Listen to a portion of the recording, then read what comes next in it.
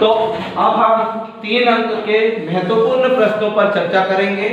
3 अंक वाले जो प्रश्न हैं वह बोर्ड परीक्षा में ब्लूप्रिंट के आधार पर 4 प्रश्न आना है, ठीक है। और टोटल यदि हम 3 प्रश्न भी तैयार करते तो प्रश्नों की संख्या 12 होती है, ठीक है। और 12 अंक है। कितने अंक हैं? 12 अंक। इसलिए हमें पूरे अच्छे से तैयारी करना। एक अध्याय से 3 प्रश्न भी तैयार करते हैं तो हमारे 4 के 12 प्रश्न हो सकते हैं। और इसके भी आसानी से हम ज्यादा 12 प्रश्न है, कठिन नहीं है, बहुत अच्छे से तैयारी कर सकते हैं। आइए 3 अंक के महत्वपूर्ण प्रश्नों पर बात करें। सबसे पहले जो प्रश्न है अध्याय खनिज और ऊर्जा के संसाधन से, बहुत इंपॉर्टेंट प्रश्न है, आएगा ही। हमें खनिजों का संरक्षण करना क्यों आवश्यक है? प्रश्न समझ में आए? हमें खनिजों का संरक्षण करना क्यों आवश्यक है? तो कैसे लिखेंगे? सबसे पहले लिखेंगे खनिज। खनिज किसे कहते हैं? लिखेंगे खन यानी खोदना, निज यानी अंदर से, जमीन के अंदर से खोदकर निकाले जाने वाले पदार्थ को खनिज कहते हैं। फिर लिखेंगे हमें खनिजों का संरक्षण करना क्यों आवश्यक है? तो लिखेंगे निम्न कारणों से आवश्यक है। सभी का एक्सप्लेन भी करना है आपको। जैसे खनिज बनने में अधिक समय लगता है तो यहाँ लिखेंगे अधिक समय लगता, ठीक है। कुछ खनिजों का दोहन अत्यधिक हो गया है जिसके कारण वो खत्म हो गए हैं। कुछ खनिज क्या करते हैं कि प्रदूषण फैलाते हैं। और लंबे समय तक बचाए रखने के लिए हमें खनिजों का संरक्षण करना आवश्यक है। क्लियर है? इस प्रश्न का पहला। दूसरा इससे यह आ सकता है रेड हॉक खनिज क्या है? रेड हॉक खनिज क्या है? तो बहुत सरल है कि रेड हॉक खनिज का संबंध किससे है? कोयले से। रेड हॉक खनिज का संबंध कोयले से है। कोयले की जो चेरापूंजी के जो जंगल थे उनके जंगलों से वो कोयला खोदकर निकाला गया, ठीक है, और वहां पर दर्रे हो गए, उसे रेड हॉक के नाम से जाना जाता है। तो बहुत अच्छे से इसको लिख सकते हैं। कोयले का रेड हॉक का संबंध कोयले की खदानों से है। चेरापूंजी के जंगलों में रेड हॉक निकाला गया, उसे रेड हॉक के नाम से जाना जाता है। तीसरा प्रश्न है सौर ऊर्जा का भविष्य उज्ज्वल क्यों है? सौर ऊर्जा का भविष्य उज्ज्वल क्यों है? तो लिख सकते हैं सौर ऊर्जा का भविष्य। सौर ऊर्जा भारत में आसानी से प्राप्त हो जाती है। इसमें किसी भी प्रकार का प्रदूषण नहीं होता है, ठीक है। इसका उष्मीयमान अधिक होता है। इसमें किसी भी प्रकार का अवशिष्ट पदार्थ नहीं बचता, इसीलिए भारत में सौर ऊर्जा का भविष्य उज्ज्वल है, ठीक है। तीसरा प्रश्न है, ये कंप्लीट हो गया? कंप्लीट हो गया कि नहीं? कि कोई दिक्कत तो नहीं? सुनो, उसके बाद विनिर्माण उद्योग।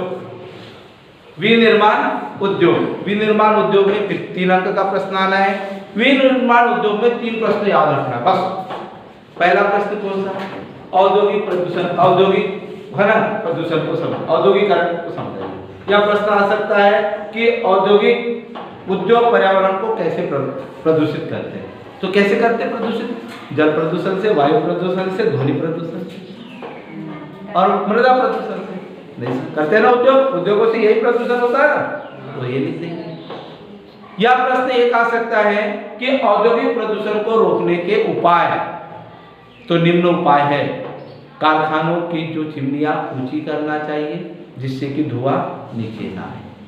कारखानों को शहर से दूर बसाना चाहिए। मोटर गाड़ियों से निकला धुआं और पुराने वाहनों पर रोक लगाना चाहिए जिससे ध्वनि प्रदूषण भी ना हो, वायु प्रदूषण भी ना हो। कारखानों से निकला अवशिष्ट पदार्थ या गंदा जल नदियों में नहीं मिला। हो गए पॉइंट? लिख सकोगे? चलिए। और तीसरा प्रश्न आता है उद्योगों के भौतिक अवस्थी के कारण लिखिए। प्रश्न कठिन जरूर है कि उद्योग जब स्थापित करते हैं तो उसके क्या क्या कारक है। तो क्या क्या है? 2 कारक है, एक भौतिक कारक और एक मानवीय कारक। भौतिक कारक में क्या लिखेंगे? क्या लिखेंगे? जलवायु, मिट्टी, भूमि और जल और कच्चा। और मानवीय कारक में क्या लिखेंगे? श्रम, पूंजी, ठीक है, और बाजार और परिवहन। ये इतना लिखना है, उसके बारे में समझाना है। क्लियर हो गया? यह अध्याय आपका खत्म हो चुका है। तो अब हम बात कर रहे हैं एक औद्योगिकरण के युग से प्रश्न आना है।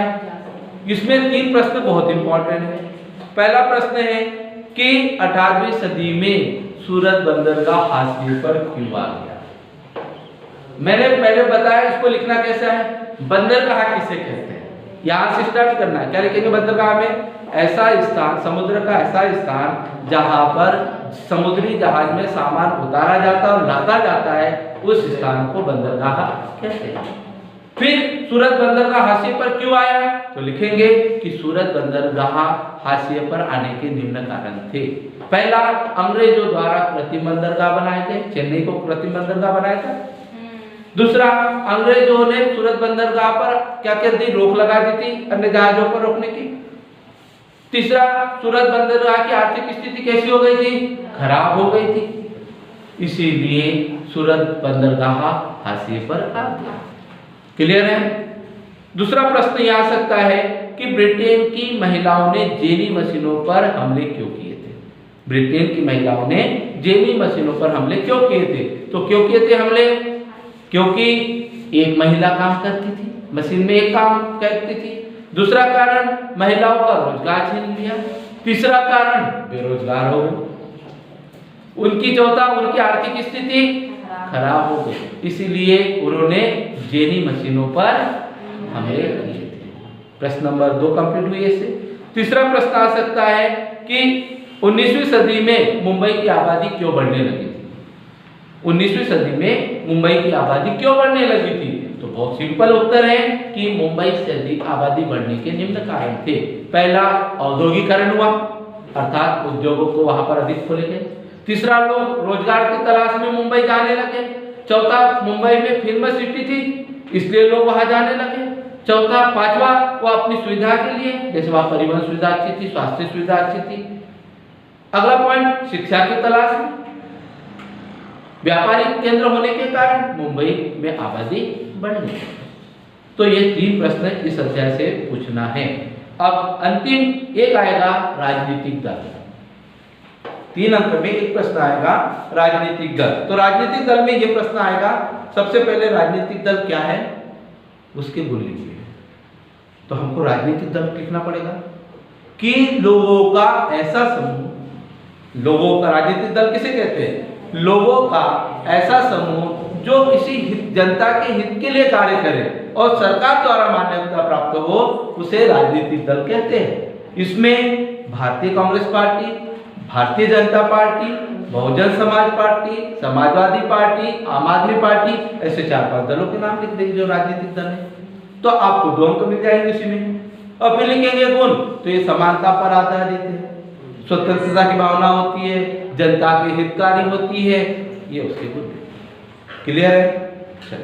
उसके बाद एक प्रश्न आ सकता है कि राजनीतिक दलों की चुनौतियां लिखिए। राजनीतिक दलों के सामने कौन कौन सी चुनौतियां हैं। तो पहली, सरकार जनमत तैयार करना। जनमत तैयार करने का मतलब होता है कि इतने सारे लोगों को अपनी ओर आकर्षित करना। तो क्यों आकर्षित करते हैं, अपनी सरकार बनाने के लिए।